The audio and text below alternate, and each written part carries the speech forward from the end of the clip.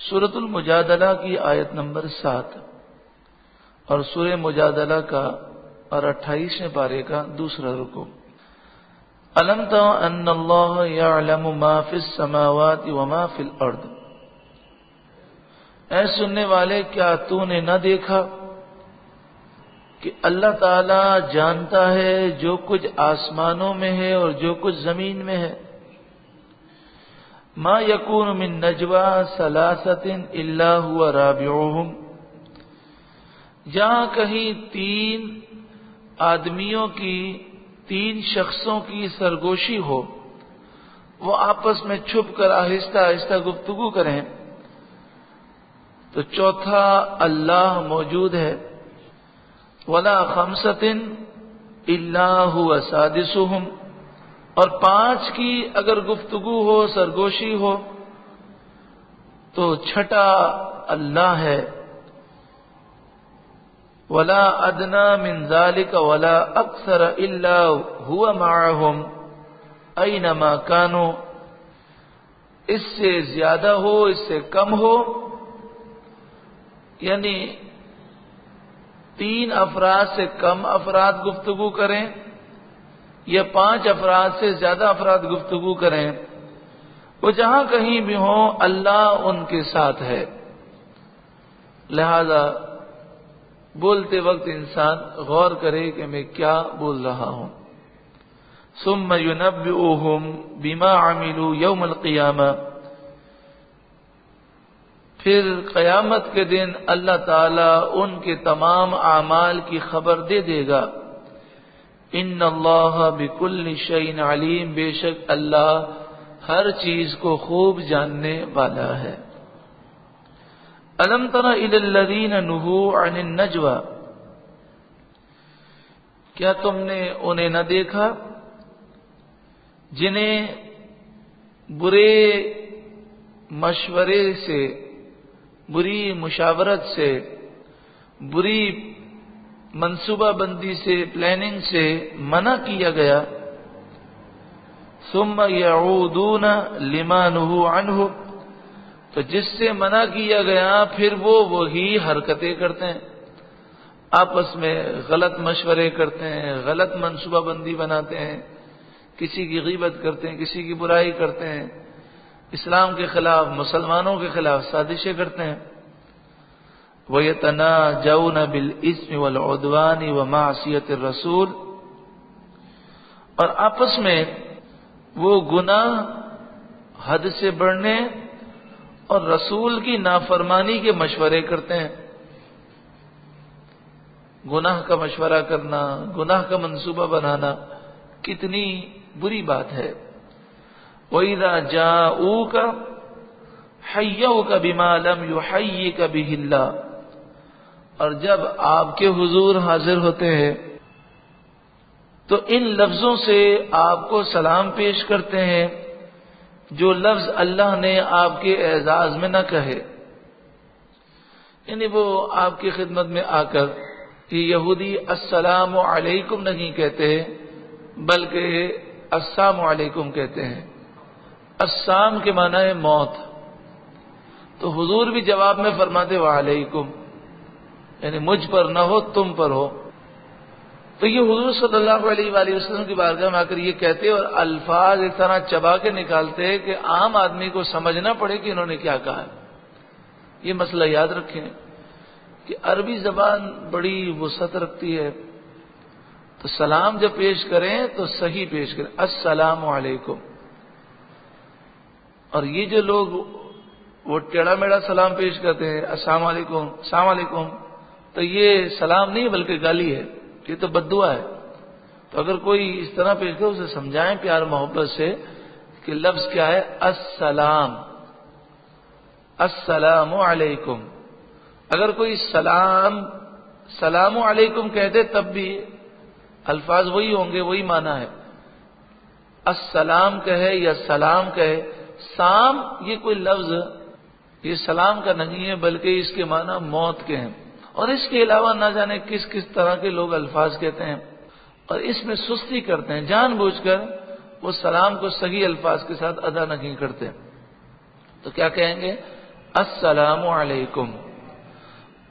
سلام کرنا سنت ہے، جواب دینا واجب ہے، اور اتنی آواز سے جواب دینا واجب ہے کہ سلام کرنے والا سن لے. وَيَقُولُونَ فِي أَنفُسِهِمْ، اور اپنے دلوں میں کہتے ہیں لولا يعذبنا اللہ بما نقول، وہ اپنے جی میں یہ کہتے ہیں کہ ہم جو کہتے ہیں اس بات پر اللہ ہم پر عذاب کیوں نہیں کرتا. یعنی یہ یہودی کہتے ہیں کہ اگر یہ اللہ کے نبی ہیں تو ہم تو بیعت بھی کر رہے ہیں، تو ہم پر عذاب کیوں نہیں نازل ہوتا. یہی وہ سوچ ہے جس کی وجہ سے آج دنیا گمراہ ہو گئی. کسی بھی آدمی کو گناہ کا ذکر کیا جائے اور کہا جائے گناہ سے بچو، بڑا نقصان ہے، تو وہ دل میں یہ سوچتا ہے ایسی ہی باتیں ہیں، کچھ نہیں ہوتا، ہمیں تو آج تک کچھ بھی نہیں ہوا. تو اس میں ڈھیل ہے، مہلت ہے. حسبہم جہنم، ان کا ٹھکانہ جہنم ہے. یصلونہا، وہ اس میں داخل ہوں گے. فبئس المصیر، جہنم کیا ہی بری جگہ ہے پلٹنے کی. یا ایھا الذین آمنوا، اے ایمان والوں، اذا تناجیتم، جب تم آپس میں مشورہ کرو، سرگوشی کرو، گفتگو کرو، تو تمہیں کیسی گفتگو کرنی ہے؟ فلا تتناجوا بالاثم والعدوان ومعصیۃ الرسول، تو گناہ کی گفتگو نہ کرو، حد سے بڑھنے کی گفتگو نہ کرو، اور رسول اللہ کی نافرمانی والی گفتگو نہ کرو. اللہ ہمیں عمل کی توفیق عطا فرمائے. وَتَنَاجَوْا بِالْبِرِّ وَالتَّقْوَى، پھر کیا گفتگو کرو، کیا مشورہ کیا جائے، کیا منصوبہ بنایا جائے. فرمایا اور نیکی اور پرہیزگاری کی مشورت کرو، آپس میں نیکی اور پرہیزگاری کا ذکر کرو. وَاتَّقُوا اللَّهَ الَّذِي إِلَيْهِ تُحْشَرُونَ، اور تم اللہ سے ڈرو جس کے حضور تم سب کو جمع کیا جائے گا. إِنَّمَا النَّجْوَى مِنَ الشَّيْطَانِ، وہ مشورہ، وہ گفتگو کہ جو گناہوں سے پر ہو، وہ تو شیطان کی طرف سے ہے. لِيَحْزُنَ الَّذِينَ آمَنُوا، اس لیے کہ شیطان یہ چاہتا ہے کہ وہ ایمان والوں کو تکلیف دے، رنج دے. وَلَيْسَ بِضَارِّهِمْ شَيْئًا إِلَّا بِإِذْنِ اللَّهِ، اور شیطان اللہ کے اذن کے بغیر مسلمانوں کا کچھ بھی بگاڑ نہیں سکتا. تو یہ کافر مسلمانوں کے خلاف جو بھی منصوبہ بناتے ہیں، اللہ تبارک و تعالی اگر چاہے تو کوئی مسلمانوں کو کچھ نقصان نہ پہنچا سکے. وَعَلَى اللَّهِ فَلْيَتَوَكَّلِ الْمُؤْمِنُونَ، اور مسلمانوں کو اللہ ہی پر بھروسہ کرنا چاہیے. جبل احد پر اگر ہم حاضر ہوں تو جبل احد پر حاضر ہوں اور سید الشہداء حضرت حمزہ رضی اللہ تعالیٰ عنہ کے مزار اقدس پر حاضر ہوں اور مواجہ شریف کی طرف ہمارا منہ ہو، تو پیچھے آپ اگر دیکھیں تو آبادی ہے اور وہاں جبل احد کا سلسلہ ہے. اگر آپ اس طرف چلے جائیں جو سید الشہداء کے پیچھے جو آبادی ہے، اس آبادی کی طرف جائیں تو وہاں پر ایک غار ہے،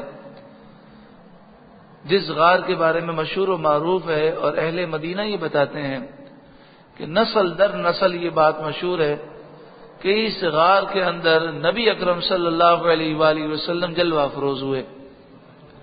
اور کب جلوہ افروز ہوئے؟ آپ اس وقت جلوہ افروز ہوئے کہ جب آپ کے دندان مبارک شہید ہوئے.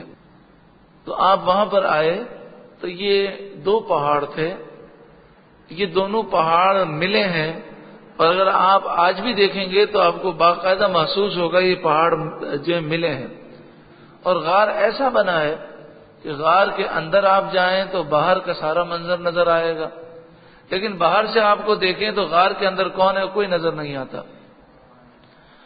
اس غار میں اتنی خوشبو ہے، سبحان اللہ. اتنی خوشبو ہے کہ جو نکلتا ہے اس کا جسم خوشبو سے مہک جاتا ہے۔ اس غار میں حضور صلی اللہ علیہ وآلہ وسلم نے اپنا سر مبارک رکھا تو پتھر نرم ہو گیا، اور کہتے ہیں آج بھی سر مبارک کا نشان ہے۔ تو جہاں پر سر مبارک رکھا تھا ساری خوشبو وہاں سے آتی ہے۔ وہاں بعض بڑے بدبخت لوگ ہیں نجدی، وہ ایسے تبرکات کو ضائع کرنے میں لگے ہوئے ہیں، اور 80 سال میں 1925 سے لے کر اب تک انہوں نے کئی آثار اور تبرکات ضائع کر دیے۔ پہلے جب ترکیوں کی حکومت تھی تو انہوں نے مدینہ منورہ کو اور مکہ مکرمہ کو اس طرح ڈیزائن کیا تھا، یعنی اس کی تعمیرات کو ایسا رکھا تھا کہ وہ تمام قدیم آثار انہوں نے باقی رکھے تھے۔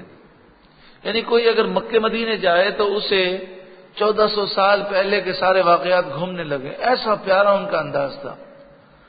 یہاں تک کہ وہ مدینہ منورہ کے باہر لوگوں کو رہائش بھی باہر دیتے، اور یہاں پر انہوں نے وہ سارے مقامات جو ہے نا، ہر صحابی کا مکان محفوظ رکھا تھا۔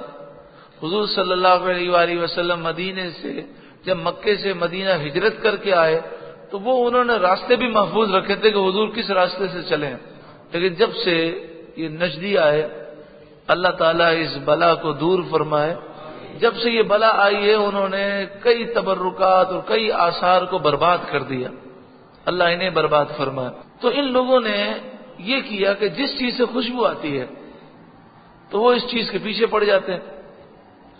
تو وہ مقام جہاں پر رسول اللہ صلی اللہ علیہ وآلہ وسلم کا سر مبارک آپ کا ٹچ ہوا اور وہ وہاں پر نشان ہے اور وہاں سے خوشبو آتی تھی، تو یہ ادھر سے پتھر توڑ توڑ کر انہوں نے ضائع کیا اس کو، پھر بھی خوشبو بند نہیں ہوئی، تو انہوں نے خوشبو ختم کرنے والے کیمیکل ڈالے ہیں اس پر، لیکن اس کے باوجود خوشبو آتی ہے۔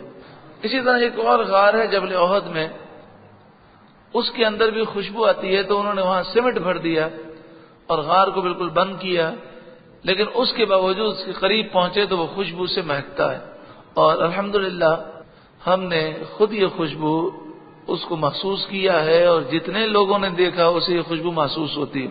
پھر ایک بڑی عجیب بات ہے کہ غار حرا، غار ثور اور جبل احد کے غار سب میں ایک ہی خوشبو ہے، وہ صرف اور صرف حضور کی خوشبو ہے۔ تو ان دونوں غاروں کے درمیان جبل احد کے دامن میں ایک جگہ ہے، وہاں پر مسجد تھی، مسجد فساح، اور شرعی مسئلہ کیا ہے کہ جب مسجد بن جائے تو تا قیامت وہ مسجد ہے، اسے شہید نہیں کر سکتے، اسے منتقل نہیں کر سکتے، تو وہ مسجد ہے، اب وہ تا قیامت مسجد ہے، لیکن وہاں جب دیکھو مسجدوں کو شہید کر دیتے ہیں، اور کسی جگہ استنجا خانے بنا دیتے ہیں، کسی جگہ روڈ بنا دیتے ہیں، اور یہ انہی مسجدوں کو شہید کرتے ہیں کہ جن مسجدوں کو نسبت حاصل ہے رسول اللہ سے۔ تو مسجد فسح جو ہے، یہاں پر نبی اکرم صلی اللہ علیہ وآلہ وسلم نے صحابہ کرام کو جمع کیا اور وہاں خطبہ دیا، تو وہ مسجد کے آج آثار موجود ہیں، انہوں نے شہید کر دیا ہے لیکن وہ جگہ موجود ہے اور مسجد کی محراب موجود ہے۔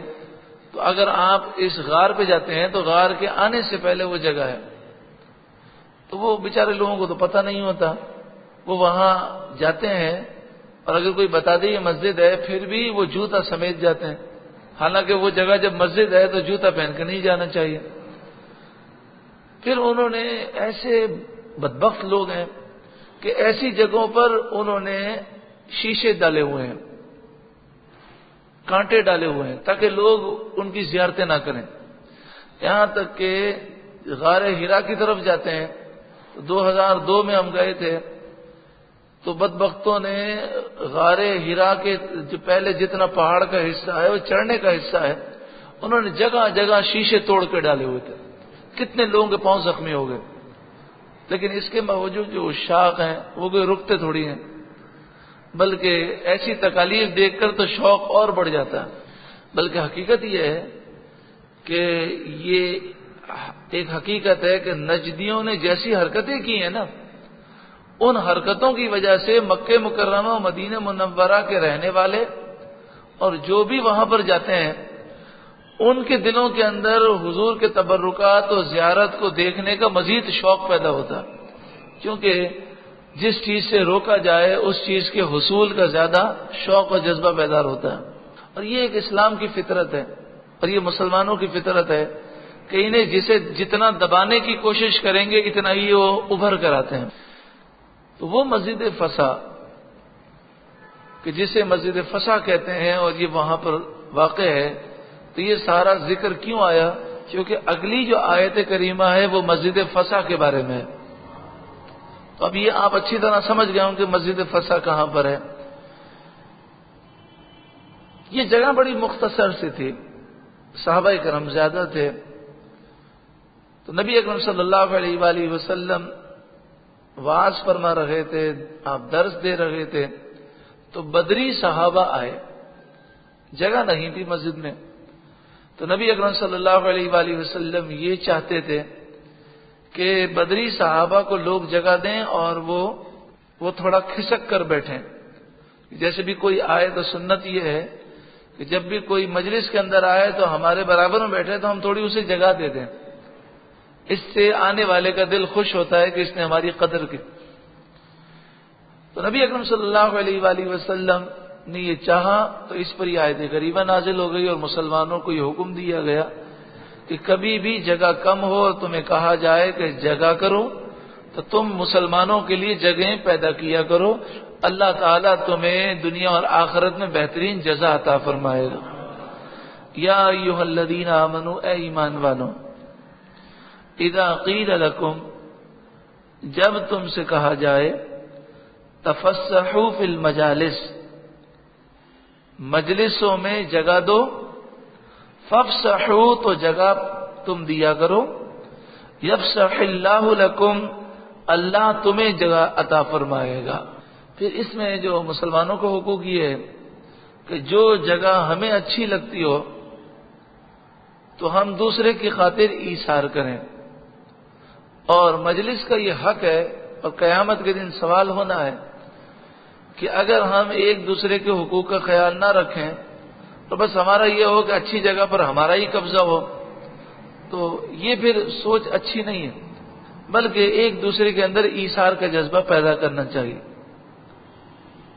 فافسحوا، تو تم مجلس میں جگہ پیدا کرو، یفسح اللہ لکم، اللہ تمہیں جگہ دے گا۔ وَإِذَا قِيلَ انشُزُوا، اور جب کہا جائے کھڑے ہو جاؤ، یعنی مجلس کے آداب میں سے ہیں، جب سب بیٹھے ہوئے ہوں تو سب بیٹھے رہیں، اور جب کھڑے ہو جائیں سب تو سب کھڑے ہو جائیں۔ تو اسی لیے بزرگان دین نے فرمایا کہ درود و سلام تو بیٹھ کے بھی پڑھ سکتے ہیں، کھڑے ہو کر بھی پڑھ سکتے ہیں، لیکن جب لوگ بیٹھ کر درود و سلام پڑھ رہے ہوں تو تم بھی بیٹھ کے پڑھو، اور جب لوگ کھڑے ہو کر پڑھ رہے ہوں تو تم بھی ان کے ساتھ کھڑے ہو کر پڑھو۔ اسی طرح دعا مانگی جا رہی ہے تو دعا اگر سارے لوگ کھڑے ہو کر مانگ رہے ہیں، جیسے میدان عرفات میں لوگ کھڑے ہو کر دعا مانگتے ہیں، تو ان کے ساتھ کھڑے ہو کر دعا مانگو، کیونکہ ایک مجلس میں موجود ہو کر لوگوں کی مخالفت کرنا یہ مسلمانوں میں انتشار پیدا کرنا ہے، اور یہ غلط ہے۔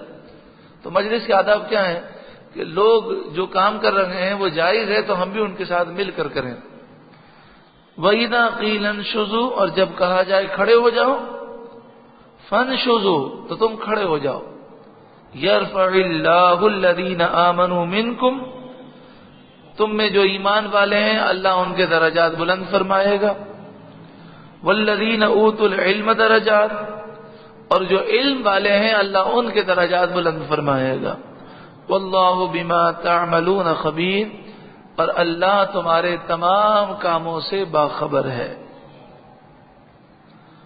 اللہ رب العالمین نے اپنے محبوب کو جو مقام و مرتبہ دیا، یہ رب کی مشیت ہے، یہ رب کا فضل ہے، یہ رب کا کرم ہے، اور جسے اللہ مقام و مرتبہ دے ہم پر لازم ہے کہ اس مقام و مرتبے کو سمجھیں اور تسلیم کریں۔ ابلیس سے لعین برباد کیوں ہوا؟ اس نے آدم علیہ السلام کی توہین کی، اور آدم علیہ السلام کو مقام و مرتبہ کس نے دیا؟ اللہ نے دیا، تو در حقیقت اس نے اللہ کی توہین کی۔ آج بھی جو لوگ گمراہ ہیں ان کے گمراہ ہونے کی وجہ یہی ہے کہ وہ رسول اللہ کی توہین کرتے ہیں اور رسول اللہ کے مقام کو نہیں سمجھتے، حالانکہ حضور کو جو مقام دیا اللہ نے دیا، تو حضور کی توہین اللہ کی بیعت بھی ہے۔ دیکھیں انسان دعا مانگتا ہے تو دعا وہ رب سے مانگتا ہے، لیکن قرآن مجید فرقان حمید میں حضور کی بارگاہ میں عرض کرنے کا ادب بیان کیا گیا اور کہا گیا کہ حضور کی بارگاہ میں تم کچھ عرض کرو تو پہلے صدقہ دو، یہ حضور کے آداب میں سے ہے۔ اور ابتدا میں صدقہ دینا واجب تھا، اب مستحب ہے۔ یا ایھا الذین آمنوا، اے ایمان والو، اذا ناجیتم الرسول، جب تم رسول سے کوئی بات آہستہ عرض کرنا چاہو، فقدموا بین یدی نجواکم صدقہ، تو اپنی عرض کرنے سے پہلے کچھ صدقہ دے لو۔ یہ پہلے واجب تھا، بعد میں اسے مستحب قرار دیا گیا۔ ذالک خیر لکم واطہر، یہ تمہارے لیے بہتر ہے اور پاکیزہ ہے۔ فإن لم تجدوا، پھر اگر تمہاری طاقت نہ ہو صدقہ دینے کی تو فإن اللہ غفور رحیم، پس بے شک اللہ بخشنے والا مہربان ہے۔ کیا وہ نازک دربار ہے کہ جس دربار میں عرض کرنے سے پہلے صدقہ دینا ہے، اور اس دربار میں عرض کرنے کا ادب بھی اللہ نے سکھایا۔ اشفقتم ان تقدموا بین یدی نجواکم صدقات، کیا تم اس سے ڈرے کہ تم اپنی عرض سے پہلے کچھ صدقے دو؟ یعنی اے مسلمانوں، کیا یہ عمل تمہیں شاق گزرتا ہے؟ فإذ لم تفعلوا، پھر جب تم نے یہ نہ کیا، وتاب اللہ علیکم، اور اللہ نے اپنی مہربانی سے تم پر رجوع فرمایا، فأقیموا الصلاۃ، تو نماز قائم کرو، وآتوا الزکاۃ، اور زکوٰۃ ادا کرو، وأطیعوا اللہ ورسولہ، اور اللہ اور اس کے رسول کی فرمانبرداری کرو۔ یعنی اب صدقہ دینا واجب نہیں رہا بلکہ مستحب ہے۔ تو آج بھی عشاق جب مدینہ منورہ حاضر ہوتے ہیں تو حضور کی بارگاہ میں حاضر ہونے سے پہلے وہ اس بارگاہ کا ادب بجا لاتے ہیں، غسل کرتے ہیں، اچھے کپڑے پہنتے ہیں، خوشبو لگاتے ہیں، 2 رکعت نفل توبہ کی پڑھتے ہیں، 2 رکعت نفل حاجت کی پڑھتے ہیں، اللہ سے دعائیں کرتے ہیں کہ اے اللہ تیرے حبیب کے دربار میں ہم جا رہے ہیں، ہمیں ادب ملوز رکھنے کی توفیق عطا فرما۔ اور پھر مستحب یہ ہے کہ جب حضور کے دربار میں حاضری کے لیے جائے تو صدقہ اور خیرات تقسیم کرتا ہوا جائے، پھر حضور کی بارگاہ میں حاضر ہو، انشاءاللہ ضرور کرم ہوگا۔ جس دربار میں جانے کے اتنے آداب ہیں تو اس آقا کا ذکر کرنے کے کتنے آداب ہیں، لیکن یہاں جس کو منہ میں جو آتا ہے وہ بک بک کرتا ہے۔ حالانکہ حضور صلی اللہ علیہ وآلہ وسلم کا جب ذکر کریں تو گفتگو بڑی سنبھل کر کرنی چاہیے، کہ ایک جملہ بھی ایسا ویسا نکل گیا تو ساری زندگی کی محنتیں برباد ہو جائیں گی۔ حضور صلی اللہ علیہ وآلہ وسلم کے دربار میں حاضری کے جو آداب بزرگوں نے لکھے، خصوصاً اعلی حضرت امام اہل سنت نے، تو آپ نے فرمایا خبردار خبردار، یہ وہ دربار ہے کہ جس میں تمہیں اپنی آواز بھی سنبھالنی ہے، اپنی آنکھیں بھی سنبھالنی، اپنا دل بھی سنبھالنا، اپنی نیتوں کو بھی سنبھالنا، کہیں ایسا نہ ہو کہ بے ادبی ہو جائے اور ساری زندگی کی محنتیں برباد ہو جائیں۔ اللہ تعالی ہم سب کو ادب نصیب فرمائے اور با ادب جلد مدینہ منورہ کی با ادب حاضری نصیب فرمائے۔ واللہ خبیر بما تعملون، اور اللہ تمہارے تمام کاموں سے باخبر ہے۔